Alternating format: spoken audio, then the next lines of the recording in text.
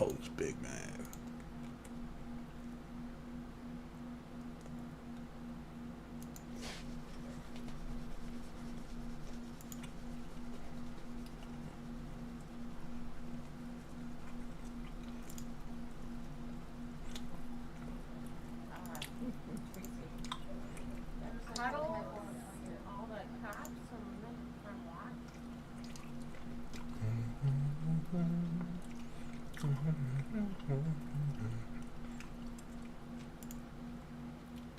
We got to get to these kids before they get to me here This at is this bullshit. jail. This is And bullshit. So I've heard about right this. This now, is bullshit. It's a brand new day, folks. It is a brand new day where school discipline is going to be put back in place in Brevard Public Schools. And if So it's okay for you to discipline. It's okay for you to discipline, but if a parent disciplines, they're gonna get locked up. They're gonna get locked up. A sheriff in Florida. It's wild to me. Is just, you know, longing for the good old days of corporal punishment in schools. That's what you just heard. He says that kids these days are misbehaving, they're acting up, they're distracting others, and because they're not sufficiently punished, they behave this way. So he plans to do something about it. Sheriff Wayne Ivey of Brevard County promised that with the help of the school district's newly elected conservative leadership, which ran on the promise to end so-called woke policies in schools, these students will no longer go unpunished. In fact, during this press conference in front of a county jail, he used the example of some kids refusing to quiet down and put their phones away during a school assembly that he attended, and signaled his support for, you know, physical punishment. Let's watch. Not long ago, we had an assembly that was taking place, an anti-bullying assembly that was taking place at Bayside High School, and I witnessed 2 of our teachers do everything they could to quiet down 3 kids. I'm talking about multiple times they approached these kids and told them to hold it down, to stop having their phones out in the middle of assembly. Not once did these kids care what those teachers had to say. They weren't threatened with any type of discipline or anything else because, quite frankly, so that justifies. They know nothing's going to happen to them. They know that justifies you putting your hands on them. They're not going to be suspended. They're not going to be expelled. For phones. Expel for phones. Torn off for not doing right in class. Oh my God. Okay. Well, you know, this didn't we lock up a bunch of parents for fucking disciplining their children? You know, trying to don't we lock up parents for branding, which is pretty gross. But I'm really curious what the parents think, right? So it's one thing to hear tough on kids, I'm politically incorrect sheriff say these things, but I would like to hear from the parents and what they think about teachers, educators. And by the way, I want to hear from the teachers too. Do they want to put their hands on kids? I know I wouldn't feel because if you put your hands on my kids, I'm gonna fuck you up. And if I had, I mean, look, I told you, Ben, recently, there are a lot of different reasons why I don't have kids. But hey, you know what? I don't blame you. Well, I love so deeply, and I'm so obsessed with like protecting people around me. Like I don't know how I wouldn't get violent in trying to protect my kids. You're not wrong. And if You're not wrong. Someone put their hands on my kids. You're not wrong. I don't know if there'd be anything that could stop me from causing harm, bodily harm, to the individual who put his or her hands on my child. Yeah, I agree, and I'm going to add that to the list of reasons why I'm not having kids also. With as many reasons I can have to justify it to anybody I'm dating, I think that's helpful. But this sheriff's definitely trying just to be a badass for badassery's sake. I don't remember there was ever a time when children had their ass cheeks torn off. I don't think that's even a procedure you could do pre-Kardashian, and now you can have it done in the post-Kardashian era, but it does require a team of medical professionals. You can't just have the teachers in this county have said that they do agree there's a behavior problem in this county, and I do think that there needs to be more implementation of stricter punishment on kids. It should not be hitting the kids. That's something that went by the wayside in America a long time ago, and for good reason, because we're not Neanderthals anymore. Even parents shouldn't be hitting their kids. But he did mention something I didn't notice first time I saw this clip, is that he witnessed these kids misbehaving at Bayside High School, which is the high school, as we all know, from Saved by the Bell. So just send them to Mr. Belding, Belding goes to the ear, give them a talking to, and shove them in a locker. That's a fine solution. It's easy to be tough as a sheriff when you're talking about a fictional high school. When it gets real, you have to have modern day solutions that actually apply to children who exist in the world and not in Saturday morning sitcoms. Can we just address how insane it is when you have parents showing up at school board meetings like hyperventilating over the thought that their kids might be learning American history? It's like, oh, it is dangerous to teach kids about our history of racism and slavery. Dangerous. How dare you, sir? How dare you? But you can spank my child. Sheriff's like doing a full-blown press conference in front of a prison. You got the and you can wire whoop my child's ass, right? Like ripping the ass cheeks off your kids. Where are the parents? No, it makes sense. It makes sense to me. It makes sense to me. I think the line for parents in modern America should be, don't teach kids accurate history. Let the sheriff rip their ass cheeks off. That seems like a fair balance between both sides. And my brain apparently has also now been corrupted by Fox News. But this seems reasonable to me. Well, you know, the other thing I'll bring up is there are some systemic issues we should address that could make it easier for teachers to take control of their classrooms, namely classrooms that don't have hundreds of students in them, you know? Mainly a situation in which there are the appropriate resources in place to ensure that kids are getting the education they need, they're getting the attention they need. And look, one other thing I'll say is, it is true that I think technology has shortened everyone's attention spans. It's definitely true for kids. I see it right in front of me all the time. When they're constantly on their iPads, their cell phones, and they're just so immersed in technology 24/7, I think it does have an impact on them. I disagree, Anna. I'm not even really sure what you're saying, but I disagree. Oh, I'm sorry. Are we on? So I think a lot of that frustration about their behavior probably stems partly from that.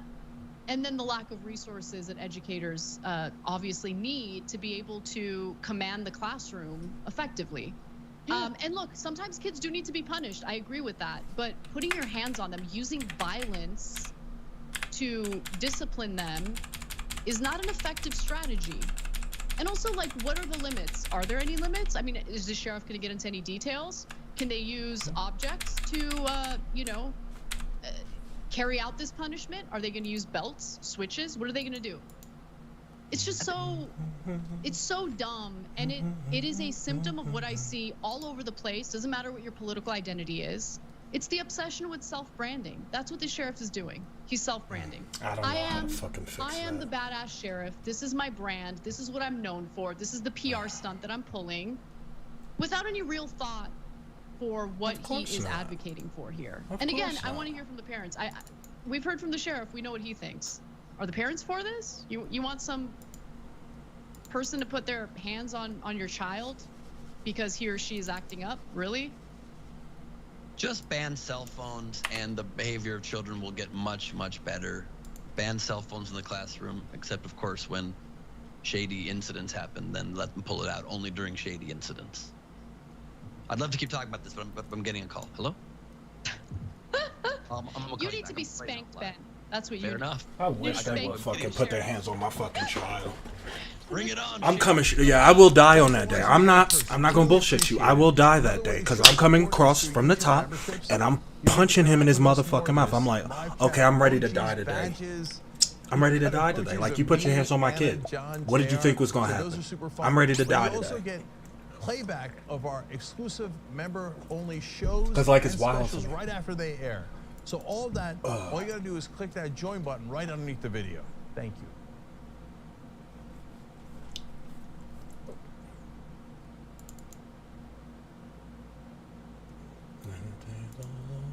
One of those attackers on January 6th, name is Troy Sargent. He stormed the Capitol, and he's asking for a judge to take it easy on him. In fact, his mother has joined in on this. She says, take it easy on Troy. He's just been radicalized by the former president. That's all. Let's go some details of what they think will get him off the hook. He's been sentenced to 27 months in prison. They're recommending this sentence of 27 months in prison. But this is the reason why his mother says, that's too harsh. Maybe you guys should rethink this. This is what she said. Troy now sees that his beliefs about Trump were off base, and that while he supported Trump, Trump did not support him at all. Big revelation. He was used among many others to create energy and momentum for a political cause that had no merit, says his mother. Troy's mother then told the judge that her son had been radicalized online, and as his mistrust in mainstream beliefs grew, he was drawn closer to conservative media outlets and misinformation sites. She added that her son bombarded friends and family with conspiracy theories and set up a Pittsfield 411 Facebook page to, quote, educate followers about his views. He was really entrenched with this, with how he was sold on this lie. There's more. He would send me numerous videos and ask me to watch. This constant attempt to bring these messages to me and to the general public was certainly annoying. I hate to admit it, but inviting Troy to family events was fraught with worrying about how passionate he will be with his latest belief, nonsensical beliefs. Troy's mother then said that all changed after January 6th, after that attack on the Capitol, and he expressed remorse for attending the demonstration that turned deadly, and that he had dropped his macho facade. Of course he did. Prosecutors were listening to this and they're like, come on, please, calm down, because they had other thoughts. The defendant was cautioned, do not start attacking people, prosecutors wrote in their court filing. Immediately after that, the defendant tried to strike the same victim officer again with his open hand. And the defendant understood both strikes as an attempt to inflict injury upon another, saying that he punched the officer as hard as I could right in his visor. And I quote, I got 2 hits on the same rookie cop, and then he maced me. Thus, Sergeant committed a felonious assault. That's what the prosecutors were saying. But also, cops weren't the only folks that Sergeant was hitting during that time when, I'm not sure if it was in the middle of the attack, after he punched someone in the face and said, I got him twice, when this whole thing flipped in his head. As one police video shows Sergeant among a large group of rioters facing off against a line of police officers. And another video shows Sergeant appearing to attempt a punch at a police officer, but inadvertently hitting another member of the crowd before retreating back into that crowd. Again, Sergeant's 38 years old. He's been radicalized by Donald Trump. His mom is pleading for some kind of leniency because he's just young and trying to figure these whole things out. No.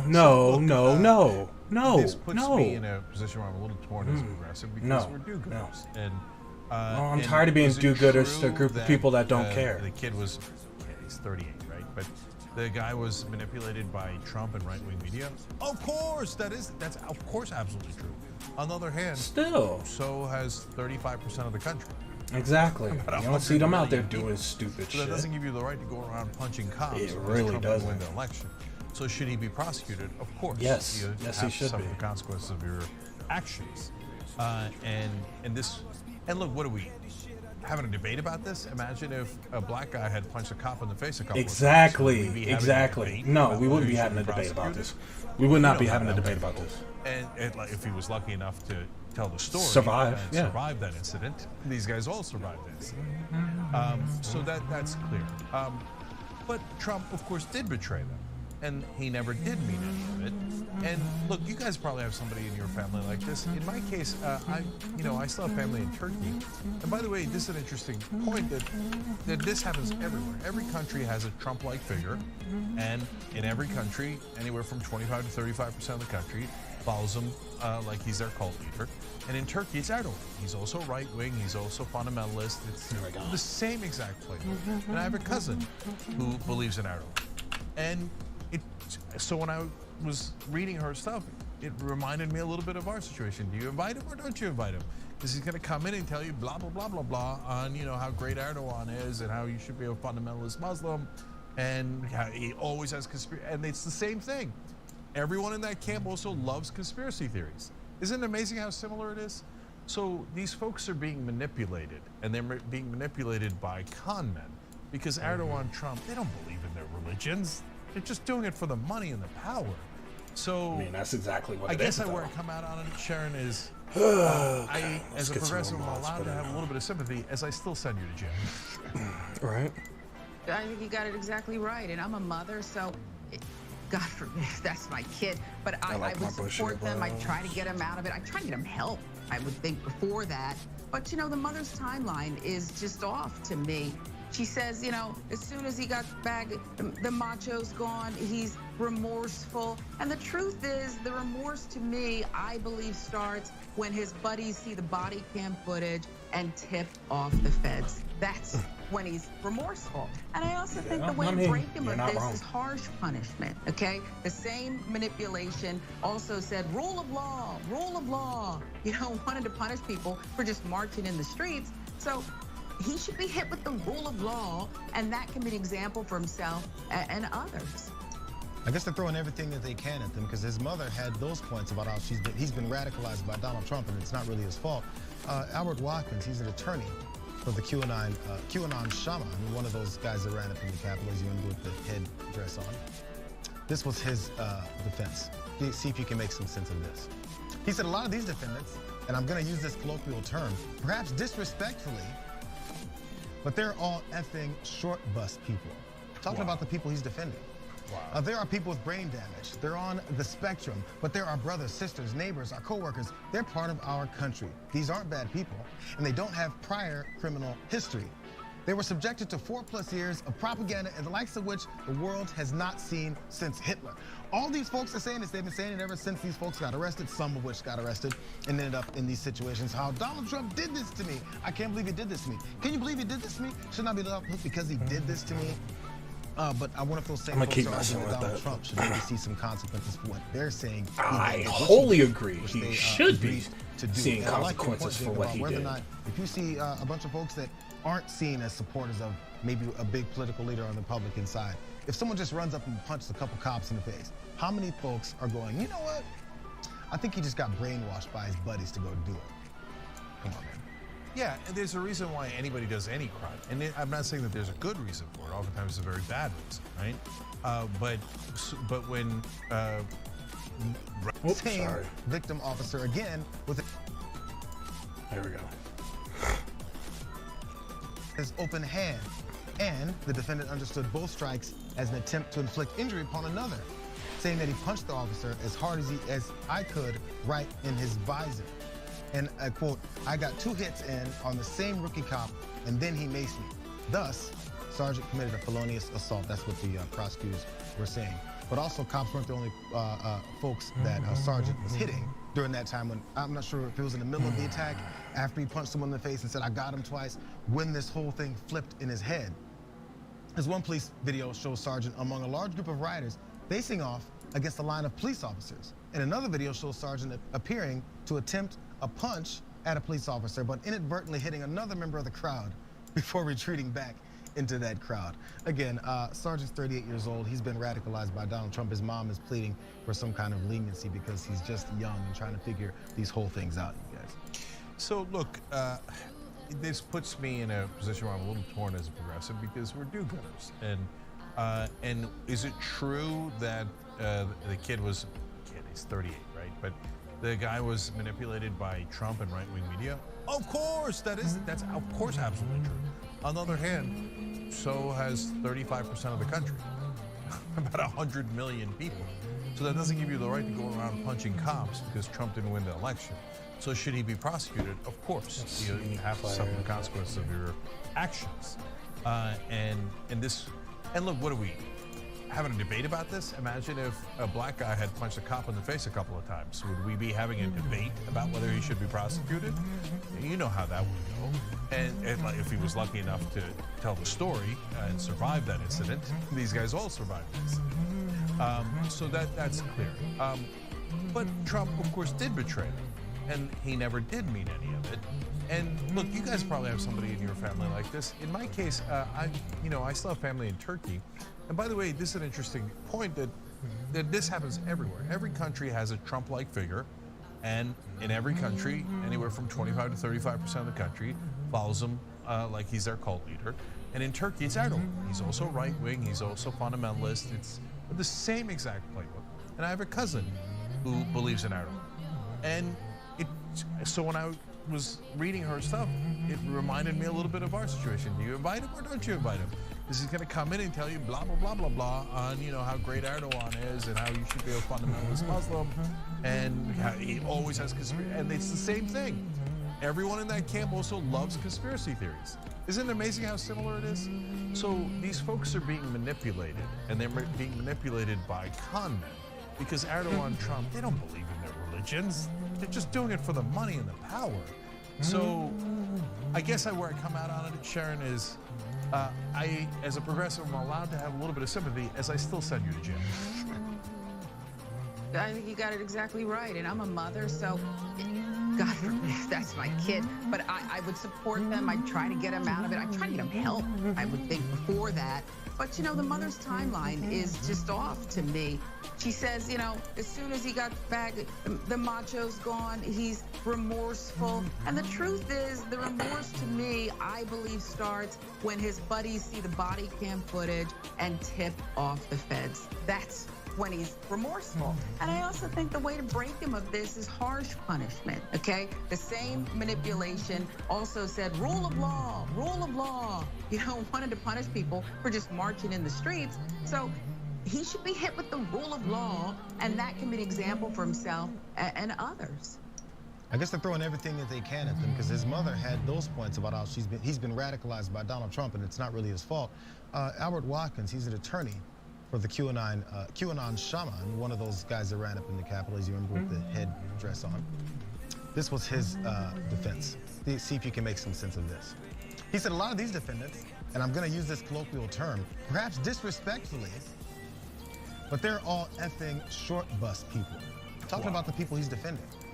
There are people with brain damage. They're on the spectrum, but there are brothers, sisters, neighbors, our coworkers. They're part of our country. These aren't bad people, and they don't have prior criminal history.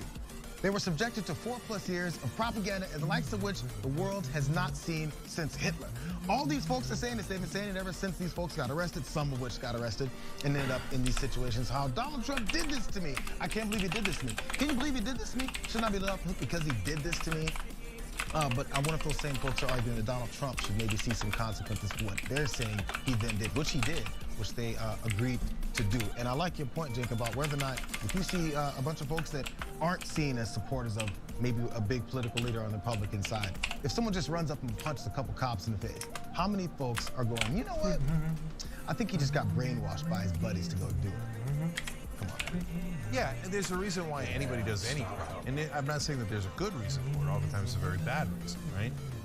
But when regular folks do crime, nobody does encyclopedic research on why they did it and how we should have sympathy for them. But when the right wing does it, all of a sudden we all are shedding tears and worrying about propaganda and how they got influenced and brainwashed, etc. And this whole time, I mean, look, dude, the shaman QAnon guy, the guy with the horns that we just showed you, his lawyer's saying that Trump is doing Hitler-like propaganda. That's pretty strong, right? But you get the sense that not only the rioters, but the right wing has disavowed Trump and said, well, of course Trump was doing propaganda, and that's why these poor guys did it. And of course, Trump shouldn't have had them attack America's capital. No, they don't acknowledge that part. So if they acknowledge that part, then okay, you know what? Then we're having a conversation about mercy, right? But outside of one lawyer and one mom, I don't see it at all. So if you're not going to acknowledge that you try to basically do a coup and your leader hates America and wants you to attack it, then I don't see why we would have any mercy or show any lenience when they certainly wouldn't show it to us. They would not. They would not show us any mercy. Any mercy. Book at him at this point. Throw the whole fucking book at him. I'm tired of him. hearing about it. I'm tired of hearing their sob stories. And it's 27 months here. 27 months. This is what they're complaining about, bro. You've gotten more than that. Thanks for watching The Young Turks. We really appreciate it. Another way to show support is through YouTube memberships. You'll get to interact with us more. There's live chat emojis, badges. You've got emojis of me, Anna, John, JR. So those are super fun. But you also get playback of our exclusive member-only shows and specials right after they air. So all that, all you got to do is click that join button right underneath the video. Thank you.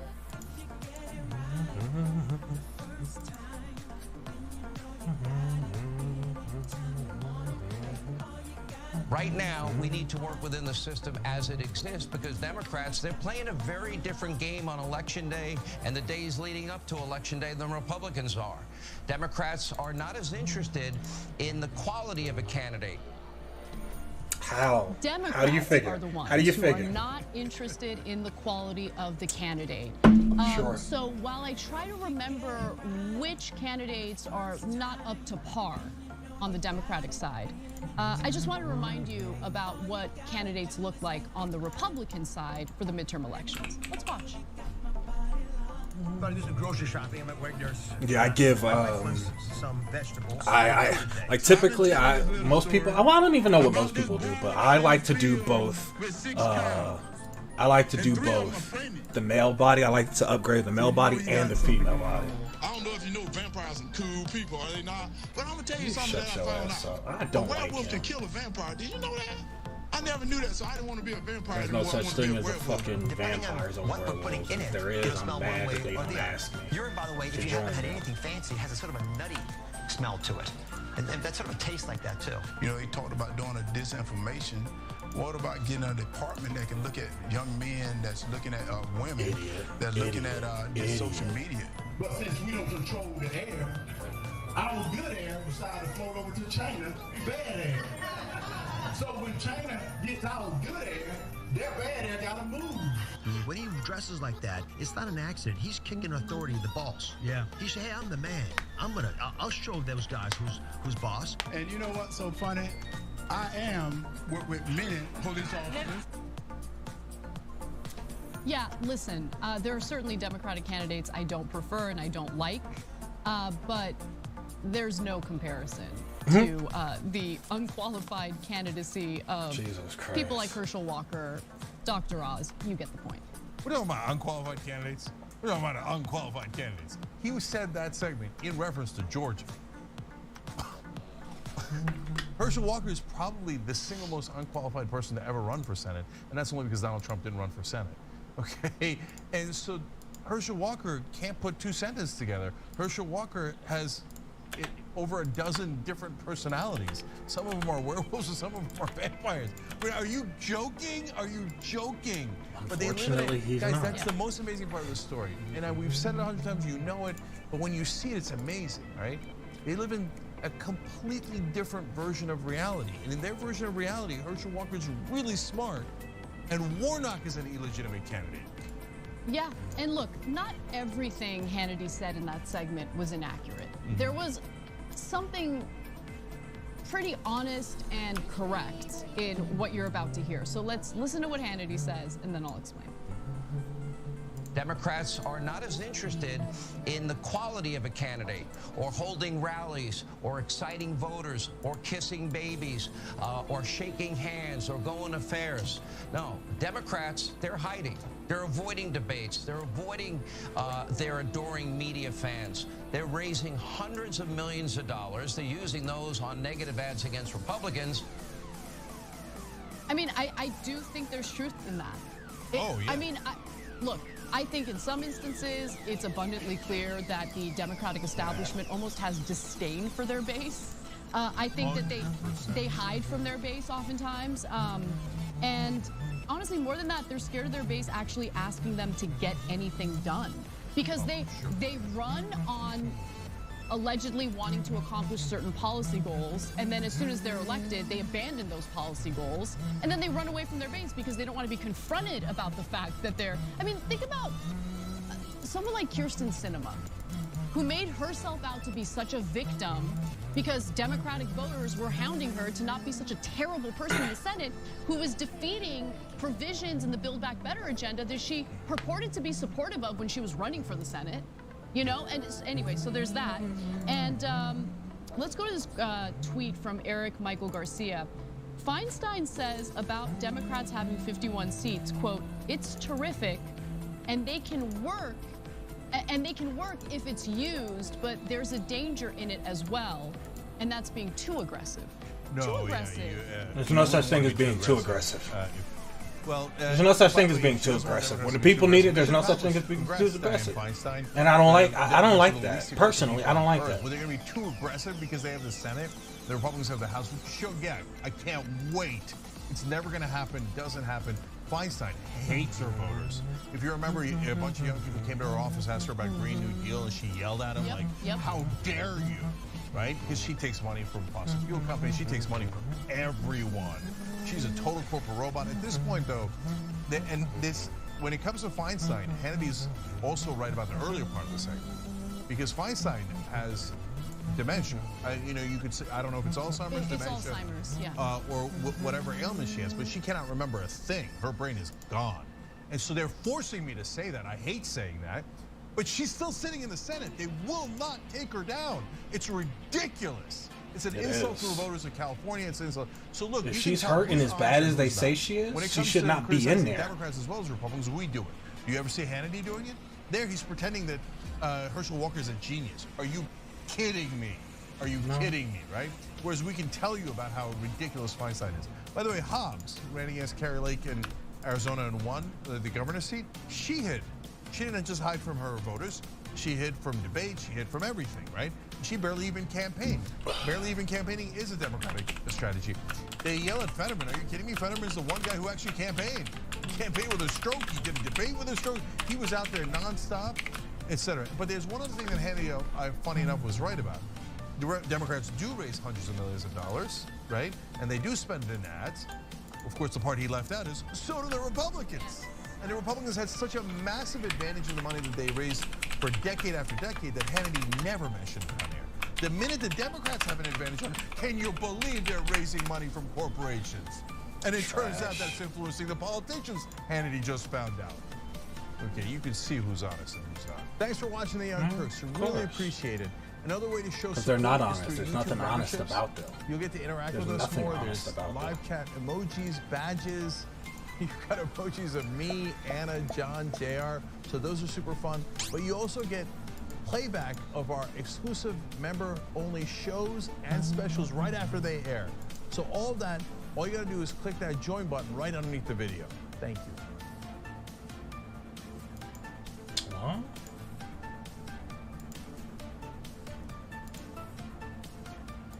Meta, which of course is the parent company of Facebook, is threatening to block all news content from its platform should legislation that was introduced by Senator Amy Klobuchar pass through the so-called Defense Authorization Act. It's legislation that she's tacking onto what's referred to as a must-pass bill, which always passes with no problem in Congress. Now, the bill in question is known as the Journalism Competition and Preservation Act, which sounds real good, okay? Also known as the JCPA. Now, what is the legislation and why are groups like the Electronic Frontier Foundation and the ACLU against it? Let me give you the details first, and then I'll discuss. Now, the legislation introduced by Senator Klobuchar and backed by more than a dozen other lawmakers from both parties would create a 4-year exemption under U.S. antitrust law. Already that doesn't sound good. Allowing news outlets to bargain collectively against social media platforms for a larger share of ad revenue in exchange for their news content. It is one of several tech-focused antitrust bills currently pending on Capitol Hill.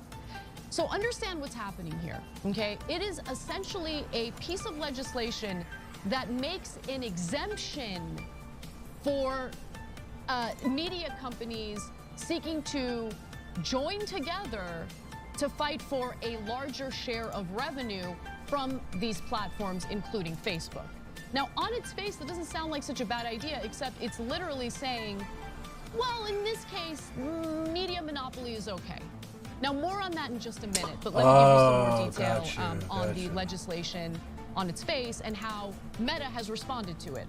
Now, Andy Stone, who's a spokesperson for Meta, says, if Congress passes an ill-considered journalism bill as part of national security legislation, we will be forced to consider removing news from our platform altogether rather than submit to government-mandated negotiations that unfairly disregard any value we provide to news outlets through increased traffic and subscriptions.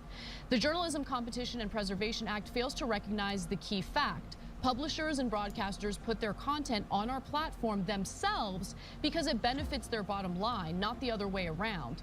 That part I disagree with. They definitely benefit from it as well. I mean, we're talking about ad revenue. They take a piece of that ad revenue, don't they?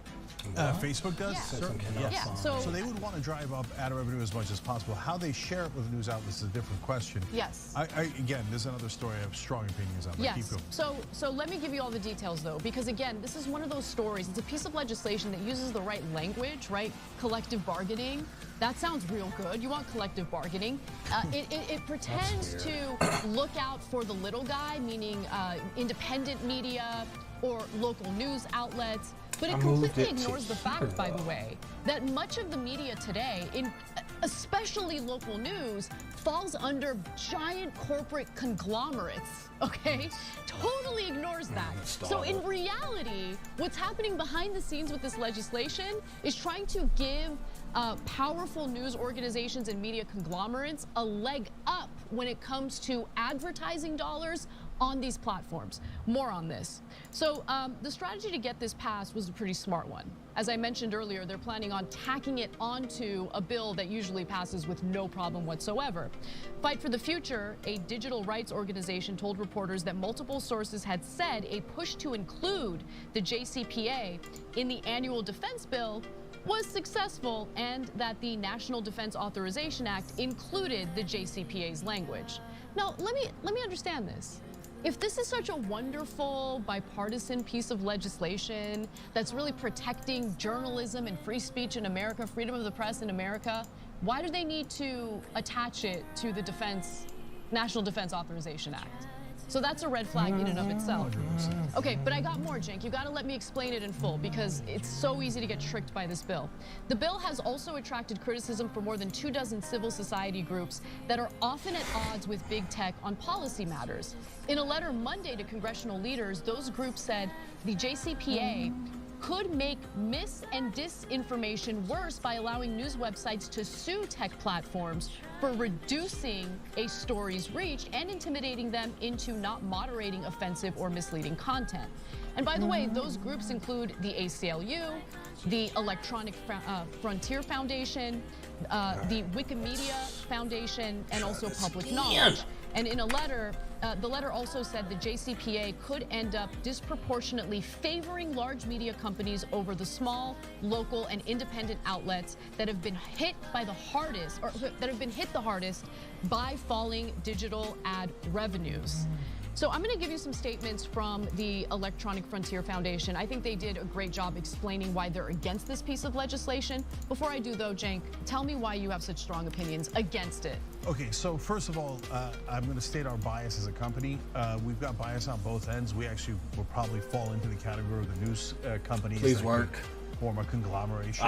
No, what? But we also make a good amount of revenue for Facebook, so that means I did sort of, didn't I? Yeah, so we're always open and transparent about how we report. Okay, now here's my real opinions. So number one, I just have a philosophical problem with this, and you could even call it a conservative position economically. The price fixing? Yeah, you can't. This is the government's supposed to protect you guys, okay? So if a government intervenes with a company and say, hey, you can do this and you cannot do this, you can't pollute, you can't price gouge, etc., that's one thing. And what its main job is, right? When it gets between two companies, well, all it's doing is political capture. Whichever set of companies gave more money to the politicians have the advantage. And in this case, by the way, the number one set of companies that help determine who wins political office are local news companies. Those are the ones that run not just the ads, but the news stories that make the biggest difference in their election and re-election campaigns. So here they're saying, no, we're going to let one set of companies set the price or help to set the price for another company completely. Why? Why are you guys getting involved? If those companies don't want to do a deal with Facebook because Facebook didn't set the right rates, then they don't do a deal. That's called life in the big city. They go find a different platform. They form their own platform. They do whatever. But saying, hey, I don't like the price you're giving me, I'm going to get the government to get me a higher price. It doesn't make any sense at all, right? And then when you, and then there was something weird about this where it was like the New York Times, Washington Post, etc. weren't fully behind it, though. I could sense it. It was like I'm like, why didn't they talk about this over and over again? Normally, they love beating up on digital media. So buyer beware. Whenever you see a story about digital media and its horrors, sometimes it's absolutely true, but a lot of times it's bigger media, old traditional media going, oh, digital media, they're so dangerous. They're terrible. We're awesome, right? But in this case, the reason why New York Times and CNN aren't howling is it excludes bigger companies. Well, yeah, so that's an important point to touch on, okay? So the original language of the legislation, as Amy Klobuchar put it forward, did not have restrictions in regard to the size of the media company. So there was some backlash in that regard because you don't want this to turn into legislation that actually crushes smaller media outlets that don't have the kind of resources giant legacy corporate-owned media tends to have. And so this is hilarious because Klobuchar's like, okay, don't worry. We're going to add an amendment, okay? And the amendment is going to exempt companies that employ more than 1,500 people. I mean, Cenk, listen, that's a lot of employees, right? Local news doesn't even employ like 300 people. Let's just keep it real. Oh, yeah. So my point is that restriction isn't really much of a restriction in my opinion. And if you look at, I did some digging to see what are other big media conglomerates saying. And one of the big media conglomerates online actually is Vox Media. Vox Media owns all sorts of publications and stuff that you're probably reading, like SB Nation, New York Magazine, The Dodo, Now This. It's all under Vox Media. Vox Media is like, I jump in it. They love it. Yeah, right? I jump in. They're in a camp of companies that would get to use this as leverage against Facebook. Right. So whereas the New York Times is not in that camp, so the New York Times is muted, whereas Vox is like, this is the most important bill. I mean, you see the editorial screaming through, whereas we're telling you, even though we would be positively affected, it appears, we're not in favor of the bill because it's not, I don't think it's a good bill. Oh, it crashed. There are other issues as well pertaining to copyright violations, right? So I'm going to get to those details in a minute. And actually, I think the Frontier Foundation, Electronic Frontier Foundation, did a great job explaining what they meant here and why the copyright issues involved would be disastrous for media. So they write, competition doesn't flourish when a group, even one of smaller newsrooms, is allowed to form a cartel. It just means that both sides of this fight are now huge. Proposed changes to the bill will limit the organizations that could get compensation under this scheme to publications with 1,500 employees or fewer. But, as they write in their explanation for why they're against this, that won't preserve competition because the loss of local and independent news has already happened. Many smaller publications are now owned or backed by large corporations and venture capital funds. The venture capital funds are the ones lobbying for this bill. I guarantee it. 100%. I guarantee it. Okay, let me give you more though. And the industry is consolidating at a rapid rate. The large corporations and investment vehicles that dominate online journalism took advantage of the mess created by Facebook and Google's ad domination. And the JCPA would allow them to reap the rewards of buying up, laying off, and clickbaiting these newsrooms. And by the way, my bit rate jumped. Hell yeah. If, let's say, you're a giant media organization and you've gone a little over that 1,500 employee, threshold, I mean, this kind of gives you a little bit of a incentive to fire some folks, right? Fire some folks. What they'll do, especially if they're a digital media company, is they'll spin I couldn't imagine owning a company and looking for reasons to fire people. Honestly, I want reasons to hire people. Why are you crashing? Can link to publicly available pages on the web. So understand that based on the language of the legislation, if you're sharing news stories on your feed on Facebook, you could be slapped with copyright for doing so, right? So there's that issue. And it is a mess. The way that it's written, the way that this would be carried out, if it passes, is a mess. That has grave consequences for the entire internet, which depends on the ability to link to information sources from far and wide. Linking isn't copyright infringement, at least under current law. But the JCPA risks creating a new quasi-copyright law for linking, or even leading the courts to extend copyright law to cover some forms of linking. Yeah, no, it's if they apply it, it's going to be an absolute disaster, and then you won't get any news online because companies are not going to be like, oh yeah, why don't you just set? Why don't I let my customers set the price for, and then I have to pay it no matter what, and it's going to come with 1,000 legal hassles that's going to cost me millions, if not hundreds of millions, if not billions of dollars. They're just not going to do it, and then you're not going to get the news at all. Now, if you're wondering, wait a minute, why is this bipartisan? This has an excellent chance of passing, unfortunately. I'm not sure it's going to because there's a lot of economic forces on both sides, but it has a very good chance of passing. Why is it bipartisan? Why do Republicans and Democrats? Because the only thing that's bipartisan are things that help corporations. Yes. Okay, so number one, That's Vox true. is a giant corporation, and Vox's like companies are almost all backed up by hedge funds, private equity, venture capital, etc. Okay, less so hedge funds, but mainly the other two. But giant economic forces are on that side. Also, the local news is usually owned by enormous conglomerates, as Anna Like pointed out. Sinclair Media. Exactly. What I was going to get to is that most of those local news companies are very conservative companies. So the Republicans are looking to rig the system while pretending to be in favor of the little guy and pretending to be in favor of news. They're actually rigging it in favor of Sinclair. Yep. So, and that doesn't mean that Facebook isn't conservative. Facebook seems to be. Oh, wait, I know what I did wrong. Overall. I didn't. To begin with, that's my rough sense of it. I'll just wait for it to. I'll wait for it to fall off. These guys are even more conservative, and they're fighting economically with one another. Yes. Okay, and guys, must-pass bills are a magnet for unpopular bills that corporations love, that politicians from both sides go, okay, this is the perfect time to rip off our voters. It's in a lame duck session when no one's paying attention. It'll look like it's part of a defense bill, which you can't vote against, right? And this is when we get to sneak in something that is deeply unpopular and deeply damaging because our donors asked us to. That's how this game is played. But since the media companies are also involved in this politically and have an economic stake in these news, you're almost never going to hear an honest news story about this. You know how much digging I had to do today to really, first of all, to understand what this legislation really is?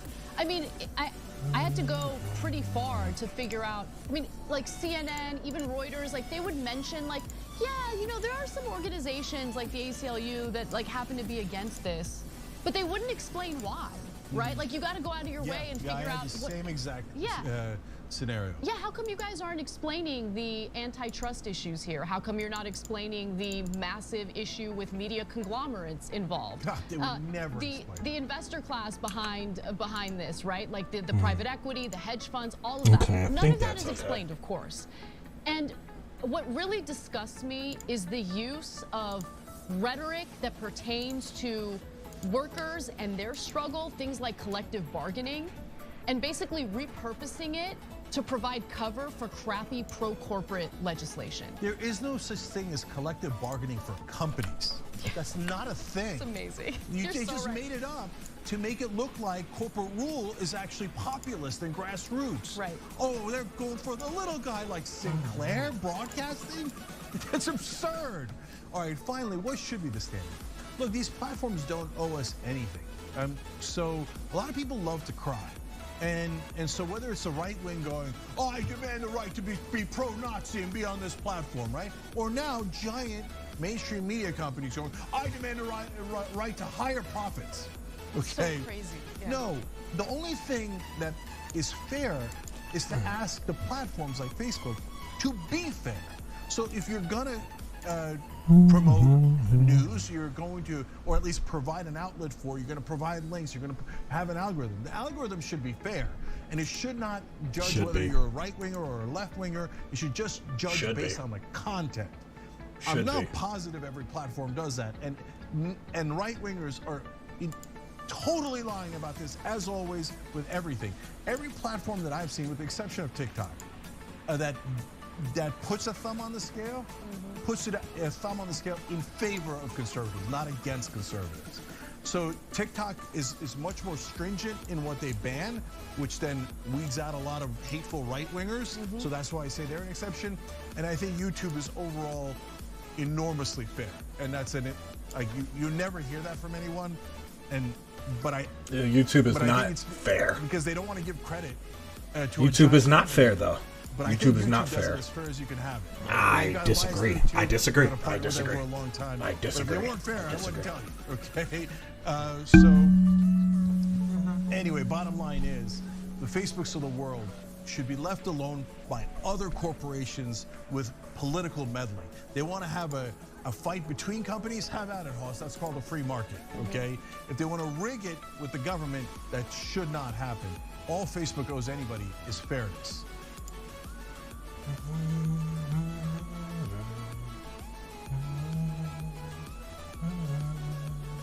Jordan Peterson's Twitter account was recently unsuspended by CEO Elon Musk. And honestly, I just want to thank Elon Musk for that. I do, because it has been a delight to read Jordan Peterson's tweet. What has Jordan Peterson decided to do with his second chance at life on Twitter? Well, scream and cry because people aren't being nice to him on the internet. Oh, it's just hilarious. But I mean, no, I love it. I love it. There's an extra irony in this story too. I love the irony, but first the facts. Okay, so what could have Jordan Peterson done to have earned the scorn of the internet? I mean, he's such a delightful character, right? Well, released my podcast with President-elect of Israel, Benjamin Netanyahu, today.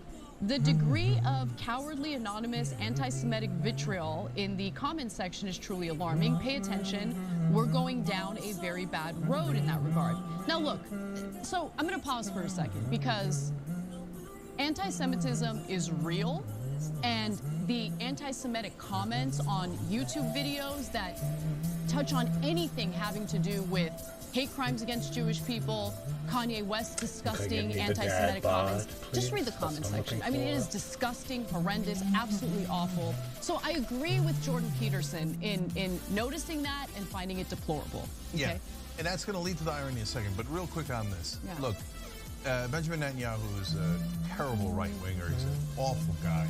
And so I didn't watch their interview, but I'm sure it was an ass-kissing, terrible agreement. Oh, the Palestinians should be crushed and imprisoned forever. Well, we got a little taste of the interview for you. Yeah, so we're going to see it in a second.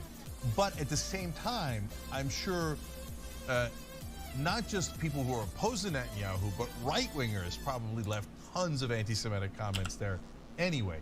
And you could say Netanyahu's a bad guy and anti-Semitism is bad, and calling Netanyahu names based on him being Jewish is ridiculous and outrageous, etc. The criticism toward Benjamin Netanyahu has absolutely nothing to do with his Jewish heritage at all, at all. It has everything to do with the persecution and the treatment of Palestinians and the continuous construction of illegal settlements in Palestinian territory, right? That's very true. They're losing their homes, they're losing their lives, they're using their families. Like, oh God, yes, that looks good. My bit rate is fucking fire right now. He's a warmonger, but not because he's a Christian. Yeah, of course, him being Christian has nothing to do with it, right? Exactly. Same thing for Netanyahu. So in the podcast, Jordan Peterson claims that Israel deserves Palestine's land because the Palestinians weren't doing anything with it. So I'm sure that led to a little bit of backlash toward Jordan Peterson, which he did not like. But here's what I'm talking about. This is the part of the podcast where he said that. The Israelis, the Jews, have done a tremendous amount of work in improving this territory. And I know there's a principle of ownership in Western common law, in English common law. And I'm not a lawyer, so I may muck this up to some degree, but I understand the principle. If you own territory, a vast swath of land, and you're doing nothing to it, and someone comes and squats on it and spends a lot of time improving it, at some point they actually develop a valid legal claim to the property itself. No, they don't. You know what? That is a fascinating, very logical argument. So I am going to look up the beautiful home that I'm sure Jordan Peterson lives in. I'm sure it's nicer than my home. And I'm going to squat in that property and do some improvements and then make the claim that I have a legal right to that property. I now own your property because I've renovated it. Yeah, and you can show evidence that Jordan Peterson I'm going to call him Jordy, I love it. Yeah, is Jordy Peterson, a guy who has done nothing to improve his life, his property. All he does is sit around and cry, Your Honor. So I had to just come in there, and Anna's great at woodwork. Comes in, does a little bit of woodwork, puts up a rose bush. Boom, I now have your house. in your ill-gotten gains from kissing right-wing ass. We could do that to Dave Rubin and a couple others too. Okay, I mean, there's an interesting theory about squatters. By the way, there is a legal principle. It doesn't have anything to do with I didn't like how well you kept up your house, so I stole it from you. That's not how it works. When the property is abandoned and that person lives on it oftentimes for decades, it's a completely different principle. And by the way, the Palestinians live there, and they're doing plenty with their own property. They lived there, and it was theirs. It was theirs. There was no right. That podcast, Jordan Peterson has been spiraling, and we're going to show you how in chronological order. Many trolls claim that anonymity protects their free speech. In my experience, which is extensive, anonymity enables psychopathy far more than it frees invisible heroes. He says nonsense. I know. Contemptible cowards comprise the overwhelming majority. Okay. So he wants to do away with anonymity online. Good luck with that. By failing to separate the anonymous cowardly troll demons from real people. Why they gotta be demons? Demons don't. I bet you demons are looking like we didn't do shit. Stop talking about us. Psychopaths and narcissists. Bro, you don't even know what the fuck you're talking about. Disagree. Completely disagree. By allowing you on. You want to talk about psychopaths and narcissists? He's real sensitive, man. I don't know he if is. he's cut out to do what he does for a living. Because, look, I know what it's like. I mean, I get very specific threats on a regular basis. But you gotta move on, bro. Like, you gotta live, and you can't dwell on it because it's gonna eat you alive, right? It's just, it's an unfortunate part of being a public figure in today's world. But, yeah. Yeah. So, look, now let's get to a couple ironies. First irony is that I actually agree with Jordan Peterson about trolls, that he should, allowing them to be anonymous enables the worst kind of most toxic behavior, right?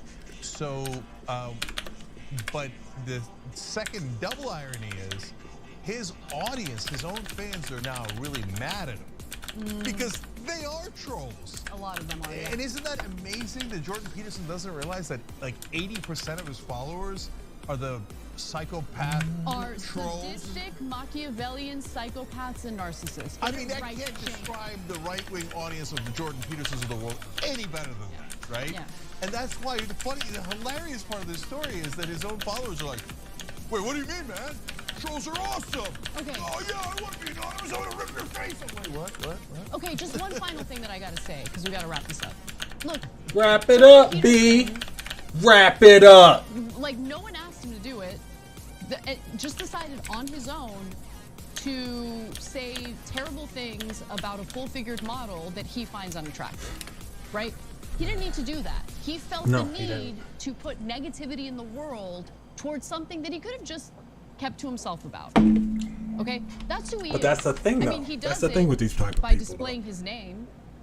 But when he gets the response, he thinks that his name and his words are powerful, and everybody should listen to him. They'll tweet mean things to him. He thinks he's a victim. But why do you get to say mean things about others without getting it back in return? That's because he's a right-winger. And he thinks, no, I can do anything I want to you. But you're not allowed to do anything to me. Okay, because I'm a special little snowflake. That's not the way the world works. I'm sorry. Yeah, and look, we have an example of it within this story, where he's like, now don't be anti-Semitic. That's good. We're happy with that, right? And he's like, but Palestinians are bums who never do anything, so let's go steal their property. What are you guys getting upset about? I don't understand. I'm the victim. No, you're not the victim. You look at what you just said about Palestinians. Right. You're a monster. Oh, don't call me a monster.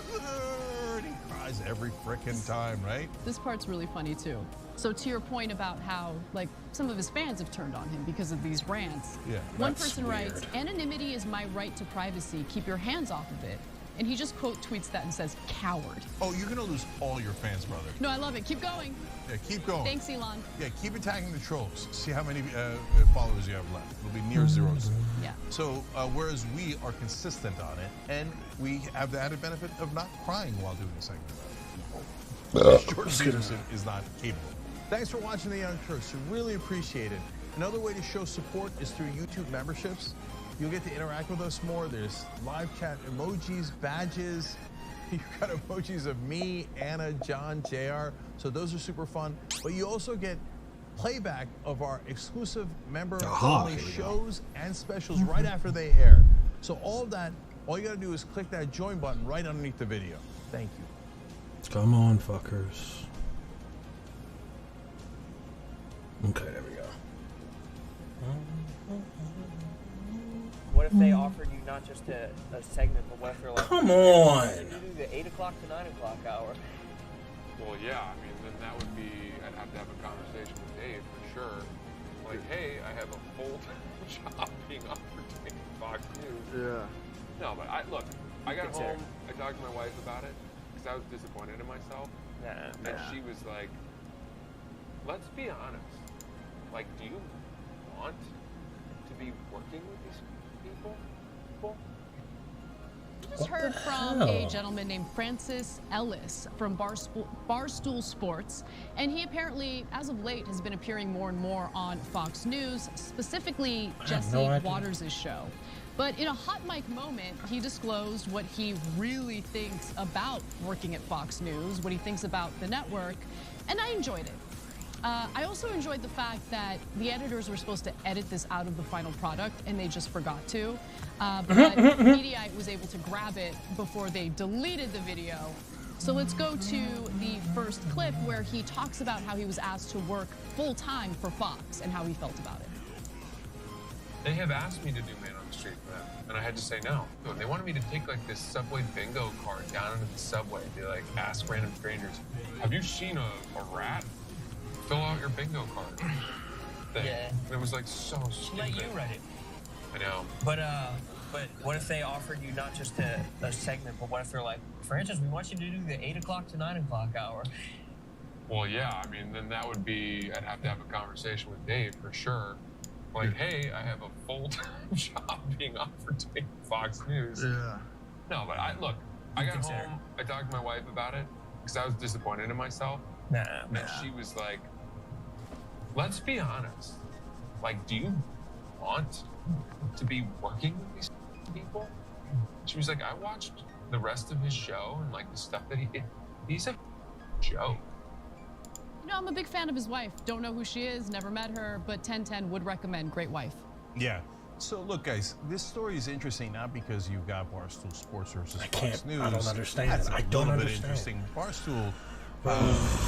Look, I'm gonna be unfair because I do not watch or listen to most of their hosts, but from what I have seen, a lot of their hosts and their founder appears to be pretty right-wing. Not exclusively right-wing, but often supports crazy right-wing stuff, right? So it's not surprising that Fox News is then taking some analysts from what appears to be a largely right-wing sports network, right? Yeah, and to be clear, this guy does like comedy stuff, right? So I don't know if he's an analyst. He might be. I haven't really seen anything. All right, I get it. But that's not why it's interesting. It's interesting because it shows you how media works behind the scenes. Okay, so he's like, man, my wife says they're an effing joke. I know that, but he still goes on because he's got to get that attention, right? And so also let's just be honest about the media landscape, especially in the United States, where there are very few options for folks, right? To have a stable job, to have, you know, gainful employment in the media industry, it is difficult. I mean, the layoffs, the digital media closures and bankruptcies, it's all over the place. So it is slim pickings, which is why it's incredibly difficult to find principled people who will say no to those opportunities. And so this is a complicated case. We're not just bashing the guy because if you believe him, he said that he did say no to that segment. Right. And that's good. That's principled, right? Come on, startup, But at the bitch, same time, startup. when he says, well, would you take an hour-long show? He's like, whoa. You know what? That's different. Yeah, you know why it's different? Sean Hannity, for example. I will try and see y'all tomorrow. You know what his salary is? Maybe if I can get this to work. $40 million a year. Jesus fucking Christ. Okay. So, 40 million a year. That's why how can I he make says, 40 like, million how a about year? a primetime show? He's like, well, then, you know, selling out your principles and being awful to other people as you're living. Yeah, maybe I'd consider it, right? He's being honest. I don't fault him for that. And by the way, he's not alone. Don't just pick on that guy. I guarantee you, 98% of people in media would have that same exact thought. Thank you for hanging